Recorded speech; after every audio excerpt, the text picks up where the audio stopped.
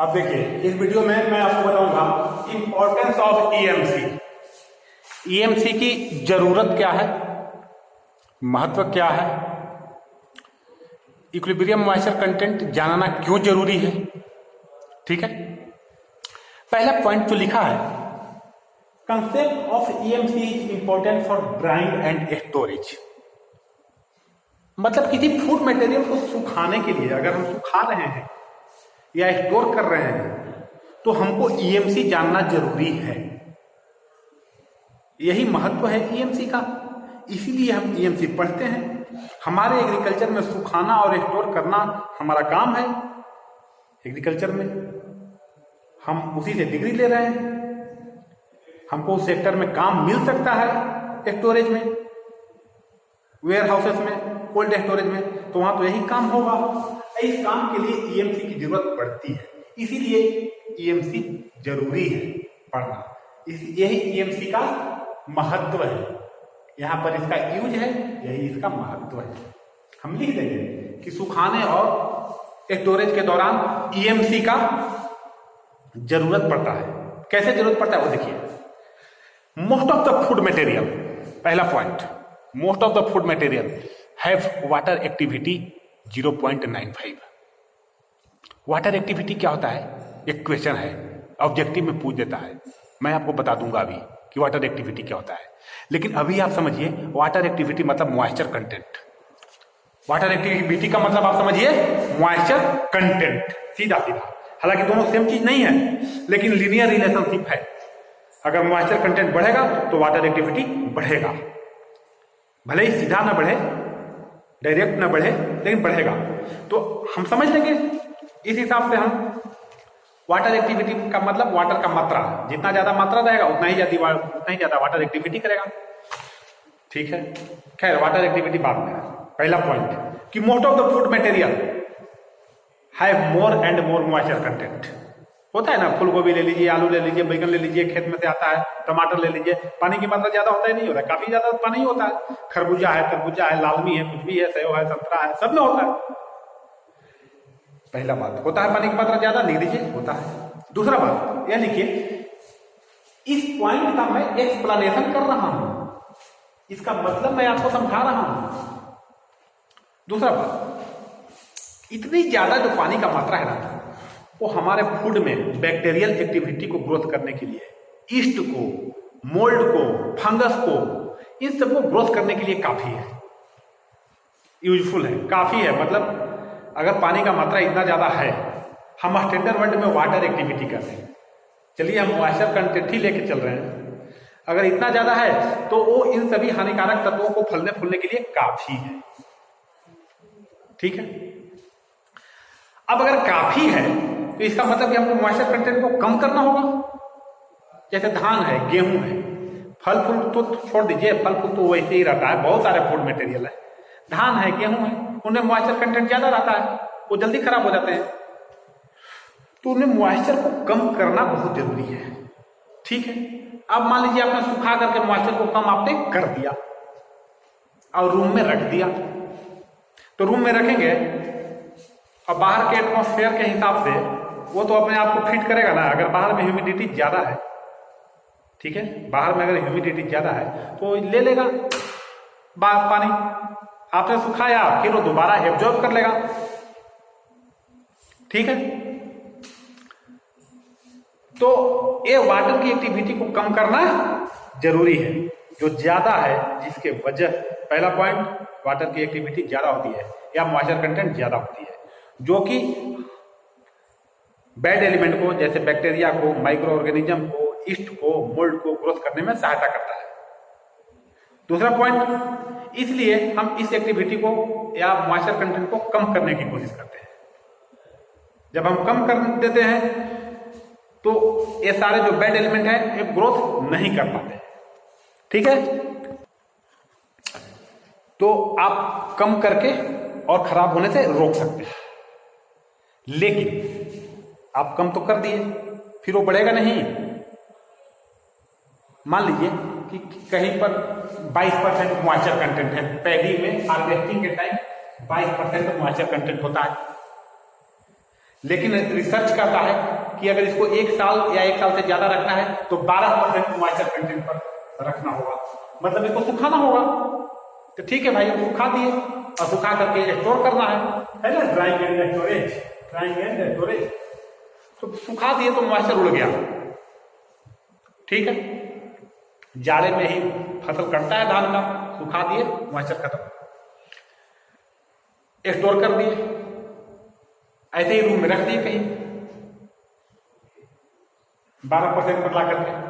अब इसकी क्या गारंटी है कि ये 12% पर जब आ गया तो मॉइस्चर बाहर से लेगा नहीं। अगर बाहर में ह्यूमिडिटी बढ़ गई, रिलेटिव ह्यूमिडिटी बढ़ गई, जैसे बरसात में अगर रिलेटिव ह्यूमिडिटी बढ़ गई तो बाहर वाले मॉइस्चर को लेगा नहीं, ये जरूरत तो कर ही लेगा, कर लेगा ना, बिल्कुल।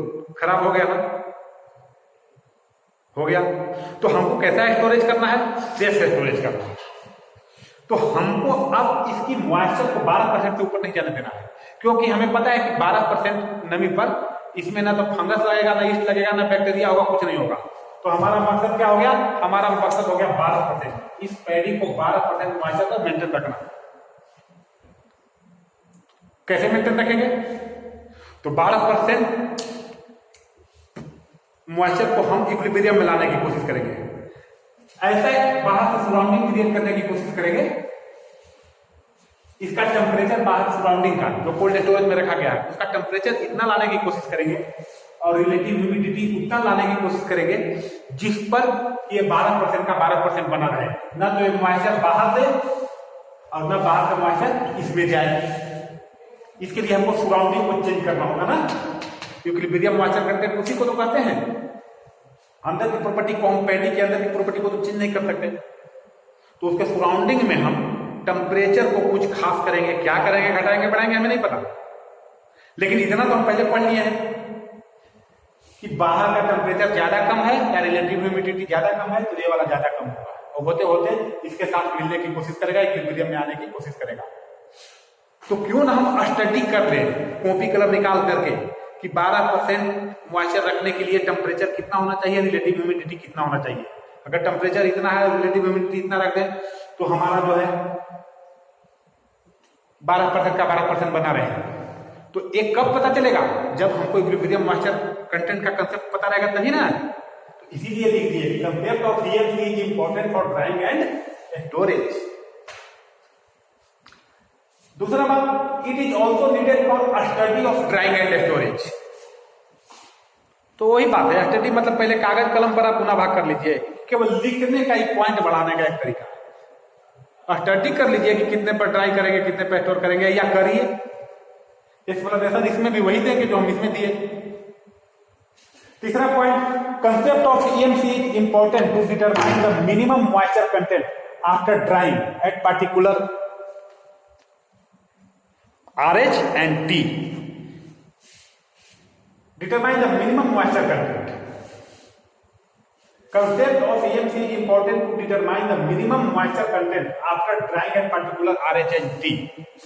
कहता है कि किसी भी पार्टिकुलर RH और T पर आप ड्राई कर रहे हैं। जैसे हमारे यहाँ धान होता है, धान पहले हम धान को छत पर सुखाते हैं, लाए 22% पर फील्ड से, जब कटा था तो 22% था, अपने छत पर ला करके धान को सुखा दिए। जब हम सुखा देंगे इसको पूरी तरह से, 1 दिन 2 दिन 3 दिन मैक्सिमम लगेगा कि सुखा दिए, अब इससे ज्यादा नहीं सूख रहा है, मतलब और इससे ज्यादा नहीं सूख रहा है का मतलब कम से कम जितना मॉइस्चर का लिमिट था पहुंचना था वो पहुंच गया। सन ड्राइंग के केस में, सन ड्राइंग के केस में मिनिमम मॉइस्चर कंटेंट पर पहुंच गया, मिनिमम मॉइस्चर कंटेंट के स्टेज पर पहुंच गया। तो भाई अगर हमसे कोई पूछ देगा कि बताओ मिनिमम मॉइस्चर कंटेंट कितना होगा, तुमने सुखाया तो इसको, दिसंबर का मान लीजिए महीना है या नवंबर का महीना है या जनवरी दिसंबर में हमारे यहाँ धान कटता है, जनवरी में चलिए उसकी या फरवरी में उसकी वो मिलिंग होने वाली है या हार्वेस्टिंग या थ्रेसिंग होने वाली है, थ्रेसिंग के बाद हमने सुखाया।